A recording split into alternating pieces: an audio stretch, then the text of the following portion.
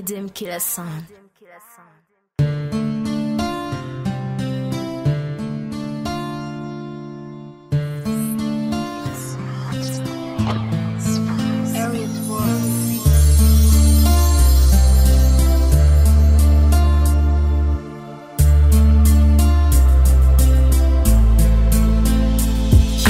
Atala tsisy saina tompanota tomatitra Farinany atalana sy ny revo totsiriza Tjao atseka kory mandaly ty tany ty Nitoerako amy satana angamba efa VIP Ipebaka androany fa matsapa diso Pate andova lanitra sy le hoe paradisa Ifona kory tompo mpahotana efa vitako Fa hitodiko aminao ade eo avelako ny ditrako Fa marinana sy fiainana de iaho aminao reriany Fa ny fiainana ety de mandalo ihany Diso taminao atomboka mba mamindrafo Fenao le ray fitiavana ka raiso atoanandro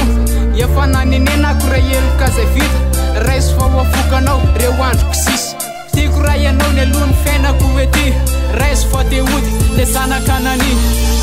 Mifona se mivaly zao ray Mifona se mivaly zao ray Mifona se mivaly aminao zay Raiso fa tapily etoao Mifona se mivaly zao ray Mifona se mivaly zao ray Mifona se mivaly aminao zay Raiso fa tapily etoao Fenao le tsy tonga iantso marina Panopanota mba hipevaka Fanade Mena tontsaka arany foptanay Efa nampanatenanao fa Ire utana taoko Angatako famelana